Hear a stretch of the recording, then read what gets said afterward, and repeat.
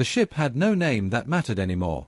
It had been christened Anamnesis by bureaucrats on a dying blue world, a name chosen for its resonance with memory and return, but out here, 47 light-years from the nearest human settlement, in the long cold dark between the Sculptor constellation and the edge of what any chart called explored, the name felt like something painted on a bottle thrown into an ocean that had no shore.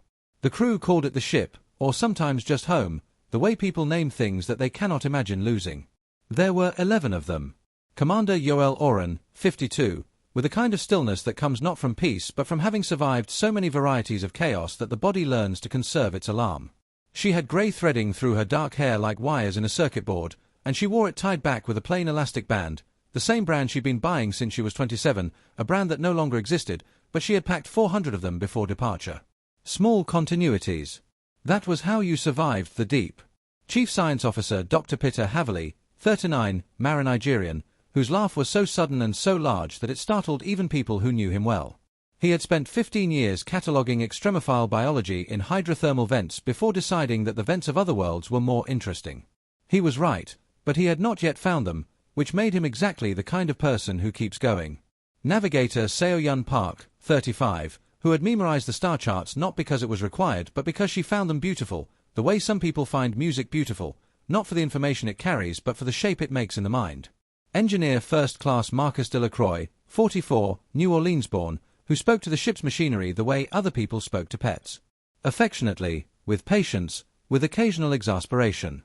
Dr. Amora Osei, 31, physician, the youngest of the crew, whose medical training had not prepared her for the unique psychology of long-haul interstellar travel, which no training anywhere had yet managed to prepare anyone for, because the dataset was too small.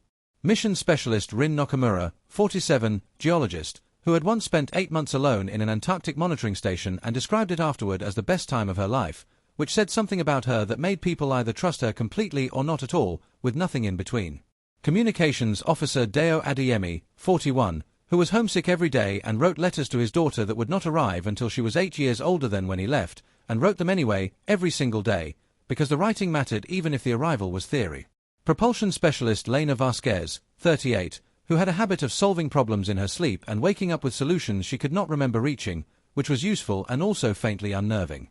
Dr. Cyrus Farahani, 55, the oldest, a physicist who had spent 40 years trying to understand dark energy and now suspected, though he had not published this suspicion, that the thing he had been trying to understand had no interest in being understood by the method he was using.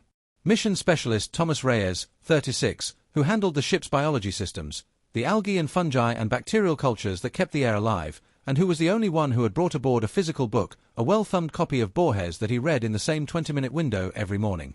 And Kara Whitfield, 50, second-in-command, who had been Yoel's close friend for 20 years before becoming her second-in-command, which had changed the friendship in ways neither of them had fully processed, and both of them knew this, and neither of them said it. They were 47 light-years from Earth, performing a survey of a system designated GJ 1151c, a red dwarf with 4 planets, 2 of which showed spectroscopic anomalies that had gotten 17 different departments at the Interplanetary Science Consortium excited enough to fund an 11-person mission and a 22-year round trip. The anomalies were, so far, interesting but not yet transformative.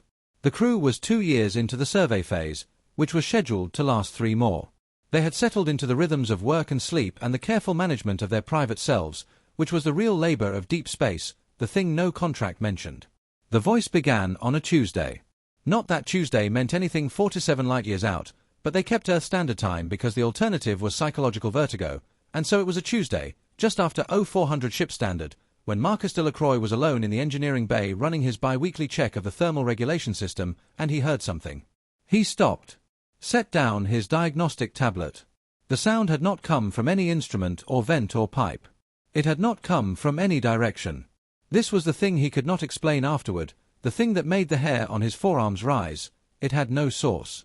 It had no angle of approach. It was simply present, the way temperature is present, the way the slight hum of the ship's drive was present, not coming from somewhere but being everywhere at once. It said, "You already know what's wrong with the coupling on Bay 7. You've known for 3 weeks." Marcus stood very still for a long moment. Then he walked to Bay 7's thermal coupling and opened the inspection panel, which he had not done in 3 weeks because the diagnostics showed nominal readings, and found a microscopic fracture in the secondary heat exchanger seal that the sensors had missed and that, if left unaddressed, would have caused a cascade failure in approximately 11 days. He sat down on the floor of the engineering bay. He sat there for a while. He did not report it immediately. He fixed the coupling first. Then he sat down again. The voice had been, he searched for words, it had been like remembering something. Not like hearing something from outside. More like a thought that wasn't his, but that wore the shape of his thoughts, used his vocabulary, understood what he cared about. He filed the maintenance report and listed the discovery method as physical inspection during routine check. This was technically true. He did not mention the voice. Peter Haverly heard it 4 days later, in the xenobiology lab, surrounded by the soil samples he had been analyzing from GJ1151c's third planet, the one they'd tentatively labeled amber for the color it showed in optical sensors. He was listening to music through one earbud, Fela Kuti, always Fela Kuti when he needed to think, and he was puzzling over an amino acid configuration that shouldn't have been there, that made no sense in the context of any biochemistry he knew, and that had been keeping him awake for 6 nights. The voice said, "The handedness is the answer. Not what it is, which direction it turns." It spoke in a register between music and thought. Not Fela Kuti's register, not any instrument's register. It was like reading a sentence and somehow also hearing it, both at once, neither predominating. Peter pulled out his earbud. Looked around the empty lab. Sat back down. Pulled up his molecular modeling software and flipped the chirality of the amino acid configuration and watched the model resolve into something that made perfect sense, that formed a stable polymer. That was, he checked his hands to make sure they weren't shaking, because they were shaking. That was an entirely new form of biological coding, a new language in the library of life. He published the finding internally in a report that would take 47 years to reach anyone with the context to appreciate it. He was crying a little when he wrote it. Good crying. The kind that comes from the collision of beauty and comprehension. He also did not mention where the insight had come from. He told himself this was because he wasn't sure what had happened, which was true.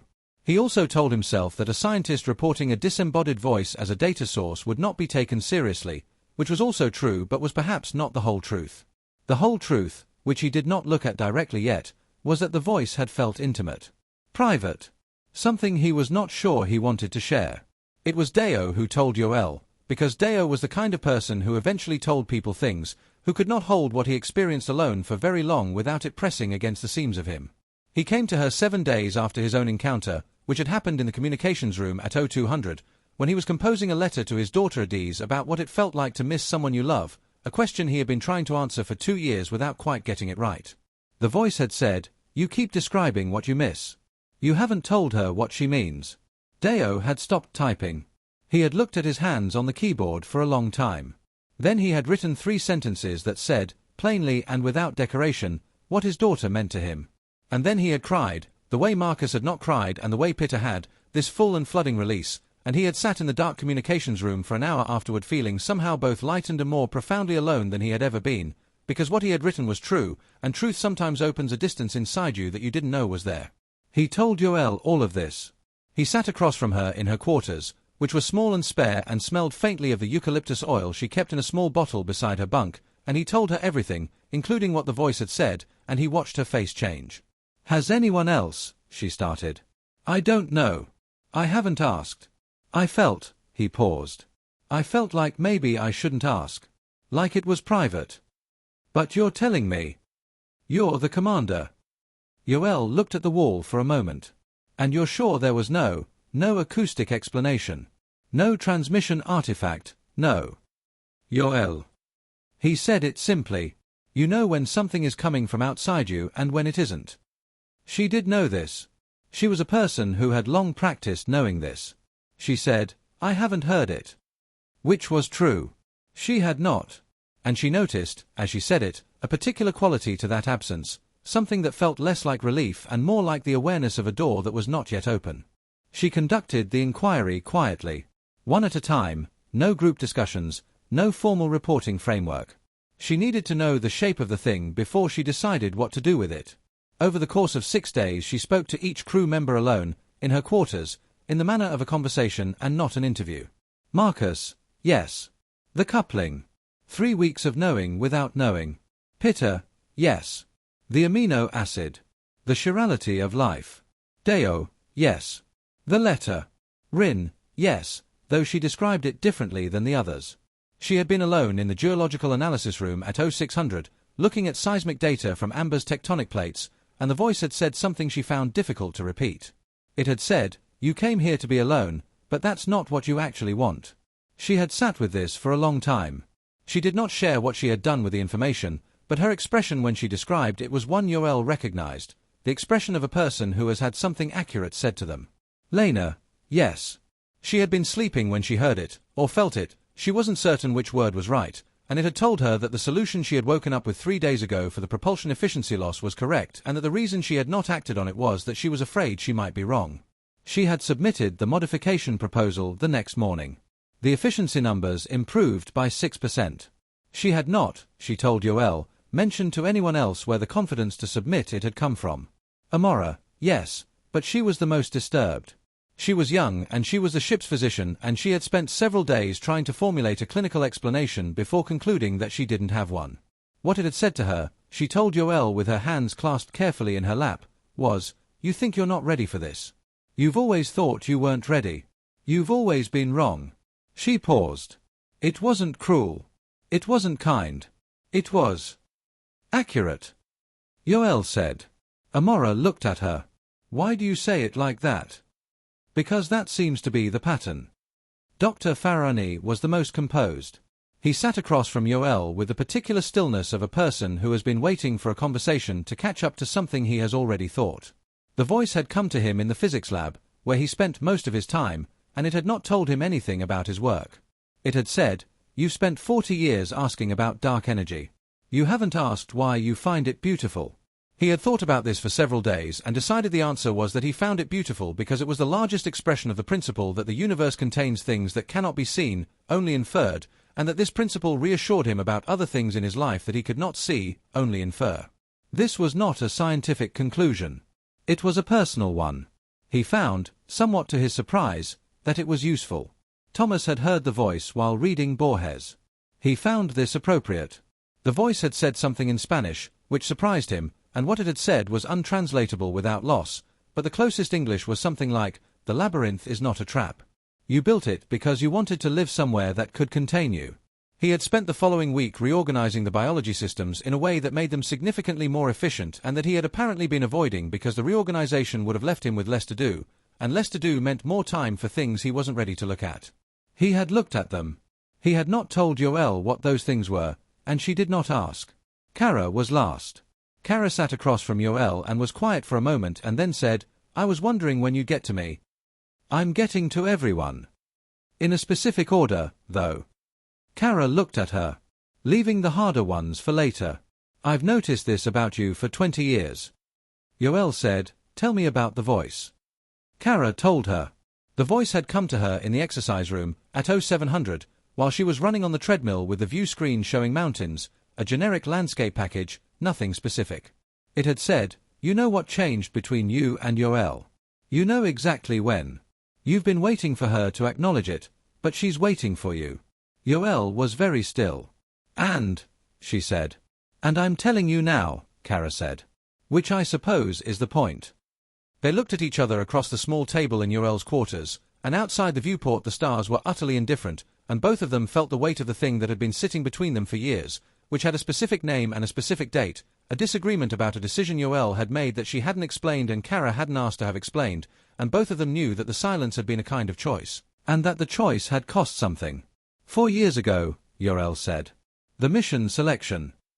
"Yes. I chose Marcus over Iborra because Iborra had a family and I didn't think she should take the risk." "I know," Kara said. "That's not the part one was waiting for you to say." Yoel was quiet. Then, "I chose Marcus over Iborra because I would have made the same choice in her position and I resented that she didn't." Kara said nothing. "I made the personnel decision based on something personal," Yoel said, "and I've been waiting for you to call me on it because it was a bad reason to make a personnel decision and you knew and I knew and we both just kept going. Kept going." Outside, the stars. Inside, 2 women looking at the honest shape of something they had agreed to carry without naming. Not forgiving, exactly.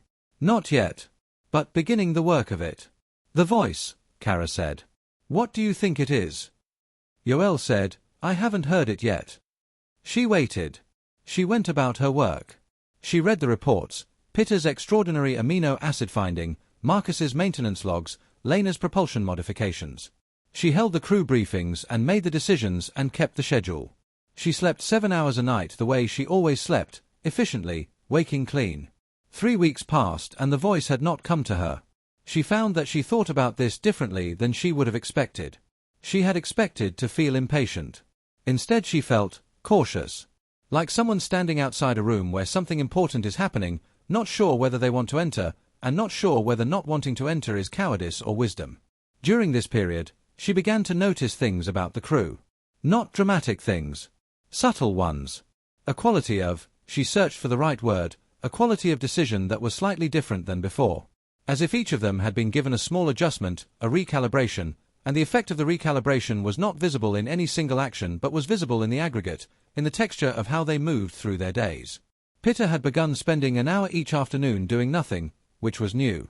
He sat in the common room and was simply still, and when Yoel asked him about it, he said he had realized that he had been treating stillness as waste and had decided to test what happened if he treated it as work.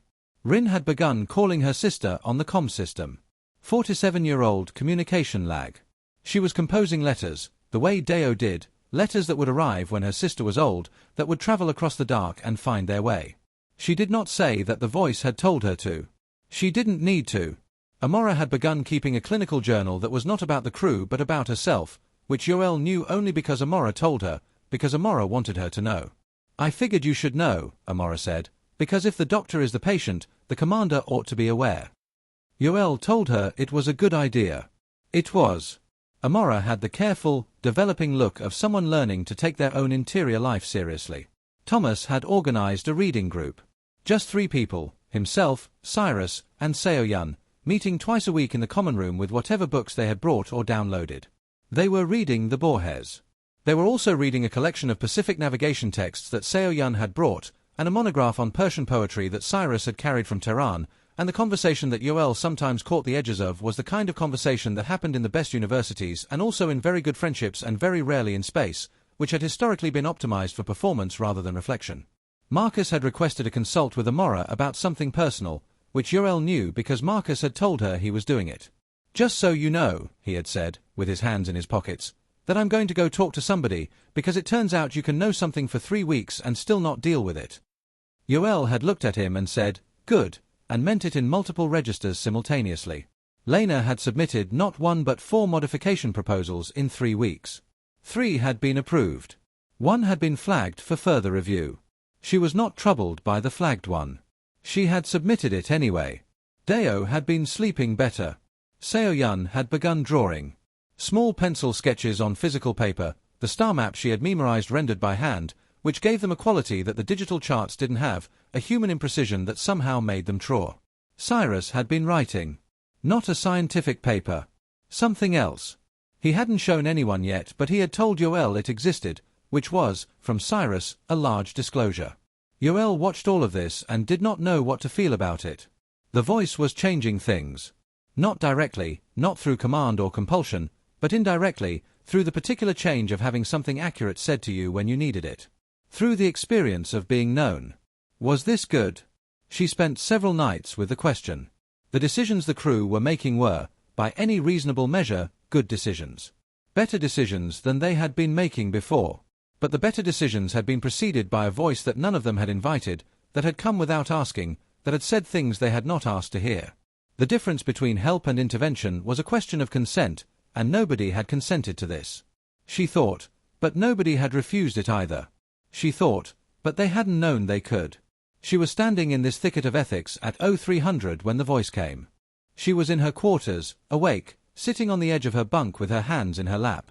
The ship breathed around her, the slight sounds of recycled air and distant machinery, the hum that you stopped hearing after 2 weeks but that was always there, the sound of all the systems working to keep 11 small bodies alive in a place that was not built for life. The voice came the way the others had described it, from nowhere and everywhere, inside and outside simultaneously, wearing the shape of thought without being thought. It said, "You haven't heard it because you've been listening for it the wrong way. You keep waiting for something to answer your questions. You have good questions. That's not the problem." Yoel sat very still. She said, out loud, into the empty room, "What is the problem?" The voice said, "You're still treating understanding as a destination. You'll get there and it will be finished. But you've known for a long time, before this mission, before the ship, that the things worth understanding don't finish. You knew this, and you kept looking for the kind of understanding that does. She breathed. She said, because the other kind is frightening. Yes, the voice said. She noticed something, sitting there. The voice was not frightening.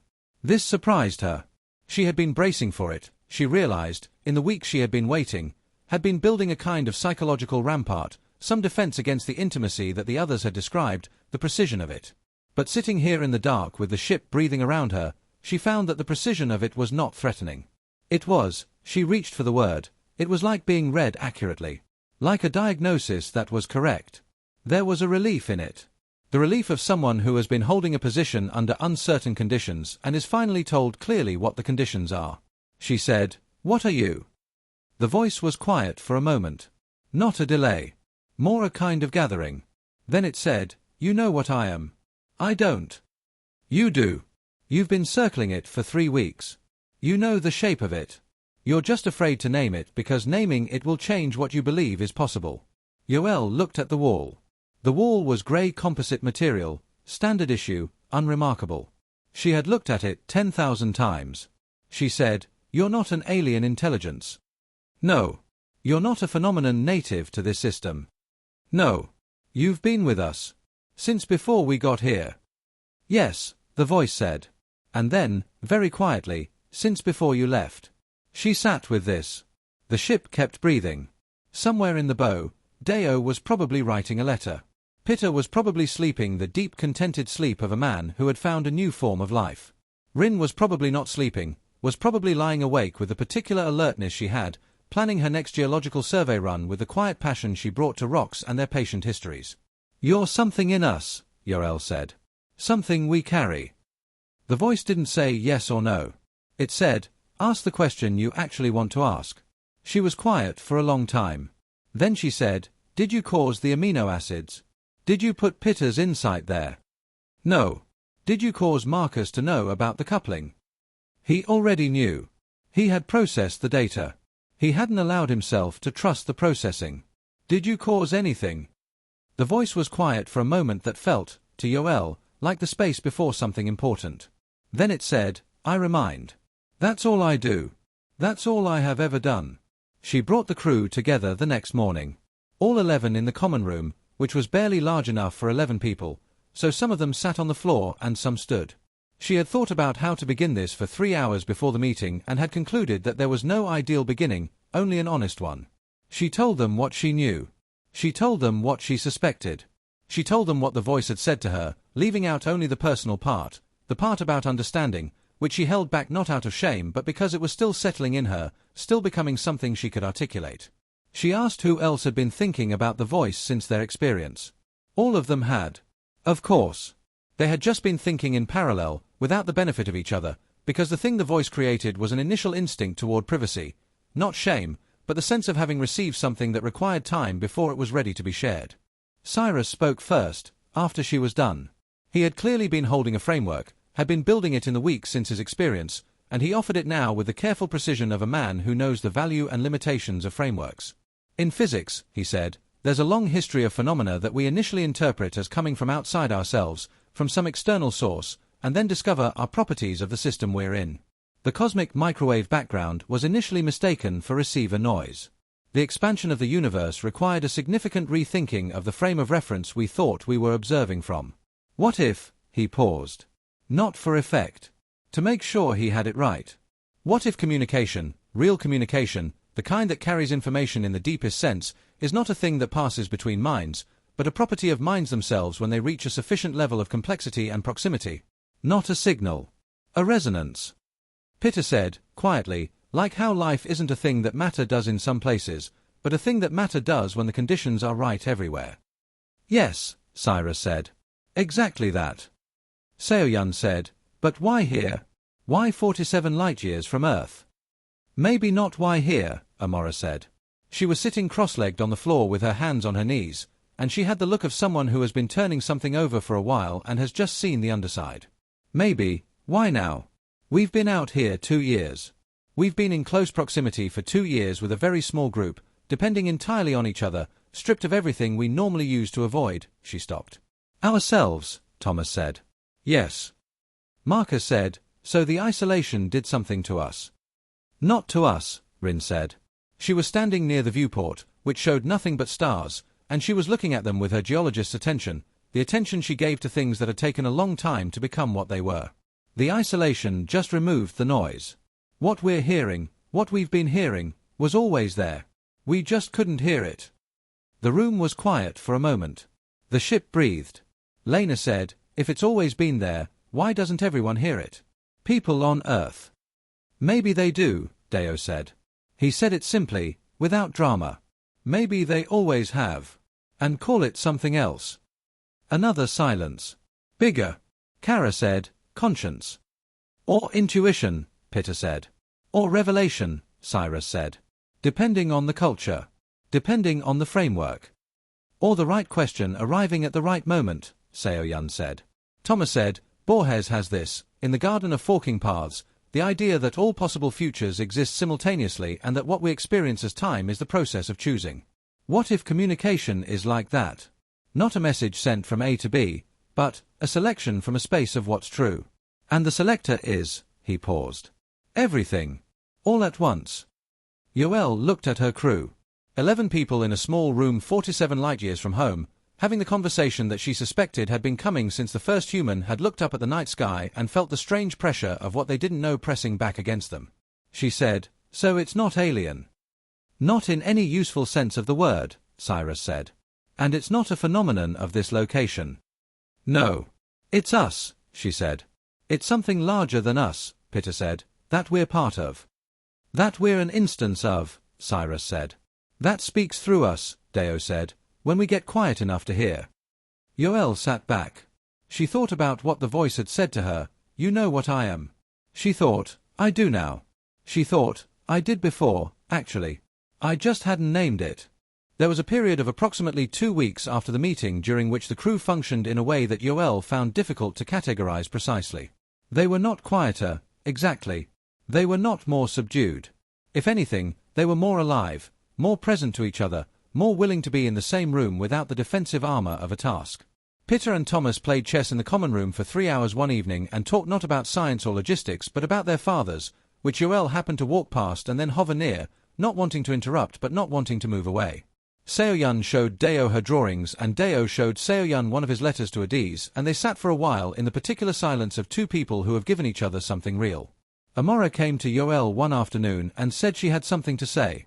They sat in Yoel's quarters, the way they had before, but the quality of sitting was different now, less formal, less the commander and the physician and more just two people in a small metal room in an enormous space. Amora said, I've been thinking about what it means that the voice never lied. Yoel said, go on. Every one of us, everything it said, was true. Not comforting. Not what we wanted to hear. True. And the truth was useful. And the usefulness was, I can't find another word, it was loving. In the sense of acting toward flourishing. Acting toward the person becoming more whole. Yoel said, yes. So I've been trying to figure out, Amora said, whether there's a model for communication like that. Not information exchange. Not signaling. Something else.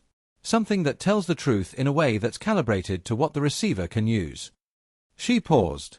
And I keep coming back to this idea that what we call communication, what we normally mean by the word, is actually mostly noise management. We say 90% of what we mean and don't say the other 10% because we're afraid, or we say 30% and hope they'll infer the rest, or we perform a version of the truth that we think will land without hurting. Real communication, what the voice does, would be something entirely different.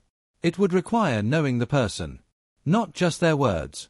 Their whole architecture. Yoel said, you think it knows us that well? I think, Amora said carefully, that we know ourselves that well, and we just don't have access to the knowing most of the time. And I think something about what's happening out here, is giving us access. Yoel looked at her young physician and thought, she came out here thinking she wasn't ready, and the thing she wasn't ready for was discovering that she was right all along. She said, what do we do with this? Amora said, I think that's your question to answer. But my vote is, we don't treat it like a phenomenon to be studied. We treat it like a conversation to continue. The voice came to Yoel again. It was a week later, in the hour before the ship's lights shifted to their dawn cycle. She was awake, as she often was at this hour, not with insomnia but with the particular early morning clarity that came before the day's demands. She was thinking about the mission, about the amino acids in amber soil, about the strange pleasure of having a new form of life discovered on your watch, about what Pitta had said when he'd first shown her the modeling data. "It's a different kind of sentence," he had said. "It says the same basic things. Here is structure, here is replication, here is energy, but it says them in a completely different syntax. It's the same story, completely differently told." The voice said, "You're going to go look for it." Yoel said, "The source." "There is no source. That's what you'll find." "Then why go?" "Because you'll also find what the absence of a source means. That's more useful than a source would be." She sat with this for a while. Then she said, "You keep saying you only remind. But you're telling me to do something." The voice said, "I'm telling you what you've already decided. You decided it when you came out here. You decided it before that. You've been moving toward a particular understanding your whole life, and you've arrived at the room just outside it. And going to look is the door. Going to look is acknowledging that the room is there." She called a mission briefing and proposed a survey of the system's outer edge, beyond the charted planets, into the sparse cometary cloud that marked the boundary between GJ 1151 CS gravitational influence and interstellar space. Officially, she framed it as an extension of the spectroscopic survey. Officially, this was true. The spectroscopic anomalies they had come to study were, in fact, most concentrated in the outer system, and there was legitimate scientific value in the extension. Her crew looked at her across the briefing table, and several of them understood that this was not the whole reason and said nothing about it, because they understood the whole reason too. The survey took 4 days of travel to reach the outer edge and 3 days of active data collection, during which time the crew worked with a quality of attention that Yoel thought was different from the attention they had brought to the work before. Not more rigorous, exactly. More present.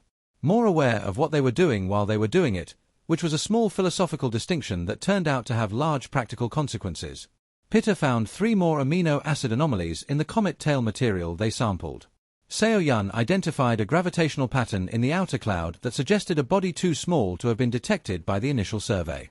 Cyrus took readings that he did not share immediately, that he worked on quietly for a day and a half, and then brought to Yoel with the expression of a man who has had a large thought and is not sure it will survive the transfer to words. He said, "The spectroscopic anomalies." She said, "Yes. They're not anomalies in the chemical composition." "What are they anomalies in?" "In the information density," Cyrus said. "In the Shannon sense. The amount of structured information present in the molecular configurations here, at the edge of the system, at this particular boundary between the influence of a star and the deep void, is significantly higher than it should be for random or thermodynamically expected distributions. Not enormously higher. Measurably higher." Yoel looked at him. "You're saying the physical matter out here has more organized structure than the physics predicts?" "By a small but consistent margin. Yes." "And you have a hypothesis?" Cyrus was quiet for a moment. He was a physicist who had spent 40 years building carefully constrained hypotheses, and she could see him wrestling with what he was about to say, which was not a carefully constrained hypothesis. "Complexity begets complexity," he said. "That's not controversial. We see it everywhere, in chemistry, in biology, in cognition. Systems that reach a certain level of structured information tend to produce more structured information in their environment. It's not magic. It's thermodynamics and information theory." "But," he stopped. Looked at his data. "But the boundary between a star's influence and interstellar space is a particularly strong complexity gradient. It's where the organized energy of the star, the thing that has spent billions of years building structure, meets the relative emptiness of the void. And my reading suggests that at this boundary, there is a consistently elevated level of information structure that—" He stopped again. "That what?" Yoel said. "That correlates with the presence of sufficiently complex cognitive systems in the vicinity." He looked at her. "The readings are higher since we arrived. Not dramatically, but measurably." She said, slowly, "You're telling me that the information density of the physical matter in this system has increased since we showed up?" "By a small but real amount. Yes. Because we're here. Because something about the interaction between highly complex cognitive systems and the physics of this boundary region." He stopped. Shook his head. "Not denying it. Just acknowledging the size of it. I don't have a mechanism. I have a correlation. A strong one." Yoel looked at the data. Then she looked up, through the viewport, at the outer edge of the system, the sparse scatter of icy bodies, the faint shimmer of reflected starlight, the absolute and particular darkness beyond. She said, "We didn't just find something here." Cyrus said, "No. We changed something by being here." "Yes." "And the voice is, I think," Cyrus said carefully, "what happens when the universe's information structure encounters a sufficiently developed receiver. Not a transmission. Not an entity speaking. A property of the structure itself, becoming audible under the right conditions." Yoel looked at the void for a long time. She thought, "I remind. That's all I do." She thought, the universe remembers. Not the way a mind remembers, not with narrative and sequence and the specific texture of experience. But the way physics remembers. The way the structure of a crystal remembers the conditions of its formation, the way the light from a dead star remembers the nuclear processes that produced it, the way the cosmic microwave background is the universe's memory of its own beginning, still audible to anyone with the right receiver. She thought, the voice is what the universe says when it encounters a mind complex enough to hear the shape of its own information. She thought, it doesn't speak to us from outside because there is no outside. We are inside. We are made of the same material that speaks. The voice is not addressed to us. It is us, hearing the layer of ourselves that is older than human, the layer that is physics, the layer that was there before the first cell divided, before the first star ignited, before the first hydrogen atom settled into its quantum ground state. She thought, you know what I am. She thought, yes. On the last night of the Outer System Survey, Yoel sat alone at the viewport. The others had gone to sleep, or to their private hours. The ship hummed and breathed. The stars were very still. She had been thinking, for several days, about what they would bring back. The amino acids were extraordinary. The information density correlation was potentially revolutionary. The gravitational body Seoyun had found would need to be named. Pitter's polymer finding would reshape biochemistry. These were the official contents of their return. But there were other contents. Marcus, who now trusted the processing and was no longer 3 weeks behind his own knowing. Rin, who was writing letters across time to a sister she missed. Deo, who was sleeping. Amora, who was learning to take her own interior life seriously. Thomas, who had reorganized his external systems because he'd finally looked at the internal ones. Lena, who submitted proposals now. Seoyun, who was drawing maps by hand. Cyrus, who was writing something that wasn't a physics paper. Pitter, who sat in stillness for an hour every afternoon and called it work. And herself. She thought about what the voice had said. You keep waiting for something to answer your questions. You have good questions. That's not the problem. You're still treating understanding as a destination. She thought about the thing she had told Kara, after decades of not telling it. The small wrong reason behind a correct decision, the private thing she had let fester because naming it meant acknowledging a limitation she didn't want to have. She had named it. She was still the person who had done the limited thing. But she was also no longer carrying it in the specific way that weight becomes a kind of posture, a way of holding your whole body that you forget you've adopted. She thought, this is what it does. It doesn't remove the weight. It teaches you the weight's actual name, and the name is always smaller than what you've been calling it in the dark, and naming it accurately is the beginning of carrying it correctly. She thought, we are going to go home and we are not going to be able to explain this. Not the voice. Not the information density. Not the thing that happened to us out here in the long quiet. We are going to try to write it down and the words are going to be inadequate and the data will be extraordinary and the real thing, the thing that happened to 11 people in a small metal ship at the edge of a red dwarf's influence, will be something that can only be received, not transmitted. And then she thought, maybe that's not true. Maybe that's the old model. The model where communication is a thing that passes between minds, a signal that loses something in every translation, a message that arrives diminished from its source. Maybe what she had learned, what all of them had learned, was that there was another kind. A kind that didn't pass between minds but emerged within them, from the contact between their complexity and the complexity of everything else, the vast organized structure of a universe that had been building information since before there was anything to receive it, and that had found, in the 3-pound electrochemical systems inside 11 human skulls, the first receivers sophisticated enough to hear. Not hear. That wasn't quite right. Resonate with. The way a string resonates with its own frequency when the frequency is introduced. Not heard from outside. Woken from inside. She pressed her hand to the viewport. The cold came through the glass. The stars were the same stars they had always been, the same light, the same ancient distances, the same information encoded in their spectra, the same story the universe had been telling since the first fusion ignited in the first stellar core, 300 million years after everything began. The story was still going. She was listening. They broke orbit 3 days later and began the long arc back. The deceleration phase, the reorientation, the burn that would take them out of GJ 1151 CS gravity well and onto the long trajectory home. All of this was work, and they did the work well, with a quiet efficiency of 11 people who had been doing this work together for a long time and had, somewhere in the middle of the doing, become something more than the sum of their professional qualifications. On the first day of the homeward transit, Yoel wrote her commander's log entry. She wrote the mission data, the findings, the discoveries, the extension survey results. Then she wrote a section that she labeled, in the log, as personal observations, which was a category that commanders were technically permitted to include and rarely did, because the convention of separation between the professional and the personal in Space Command was old and strong and seemed, from the outside, like discipline, and was, from the inside, sometimes discipline and sometimes fear and sometimes the inability to find the words. She wrote, "I am not the same person who left. I am not a different person.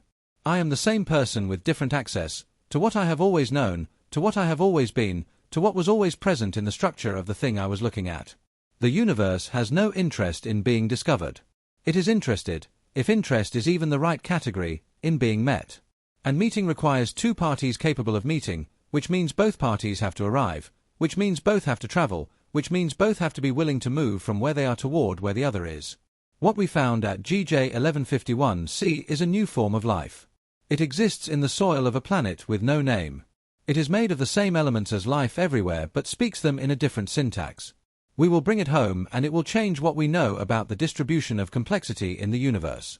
What we also found, what we cannot bring home in any container, is an experience of what communication means when it is not performed between minds but emerges from the structure they inhabit together. This is not mysticism. It is physics we do not yet have the mathematics for. It is information theory at scales we have not yet learned to measure. It is biology, in the broadest sense, the study of how complexity organizes itself, and what happens at the boundaries, and what the boundaries produce. The voice spoke to each of us differently because it spoke from each of us. It used our vocabulary because it was made of our processing.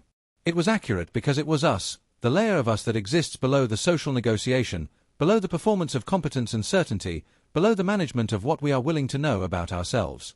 The layer that is physics. That is information. That has been building since before there were humans to carry it. I am going home. The trip will take approximately 18 years. In that time I intend to become better at hearing the thing I now know how to hear, which is not a voice from outside but the shape of what's true, which has always been present, which has always been speaking, and which requires, this is perhaps the most important thing, not silence to hear, but honesty. The noise that drowns it out is not external. It is the specific noise of not wanting to know what we know. We are very small. The universe is very large. These are both true and neither one negates the other. We are also made of it. Every atom, every process, every configuration of information that constitutes a thought or a feeling or a decision. We are the universe in the specific local arrangement of 11 human beings in a ship called Anamnesis, moving through it, which means moving through ourselves, which means discovering, gradually, that the thing we were looking for was not out there, was not anywhere, in the locative sense, but was the looking itself, which is the universe's own activity, the thing it has been doing since the beginning, the investigation of its own structure through the only instruments it has, which are the minds it produced, which are us. Communication is not a signal sent across a distance. Communication is what happens when sufficient complexity encounters sufficient complexity and they recognize, across whatever separates them, the same fundamental structure. Not the same content. The same structure. The same underlying language, older than any language, present before any speaker, which we have been speaking all along without knowing we were speaking, which is, I am here. So are you. We are made of the same thing. I know this because hearing you, I recognize myself. She stopped writing. Looked at what she had written. Left it in the log without revision. Outside the viewport, the stars were beginning their slow apparent shift as the ship moved, the ones ahead brightening fractionally, the ones behind reddening with the Doppler of departure. The light was traveling toward her from the same direction she was moving toward the light. She was, in a meaningful sense, both arriving and having already arrived, because the light that would reach her when she got there had left before she had decided to go, which was the nature of light, of physics, of information, which does not wait for the receiver to be ready. It is always already speaking. She sat at the viewport for a long time.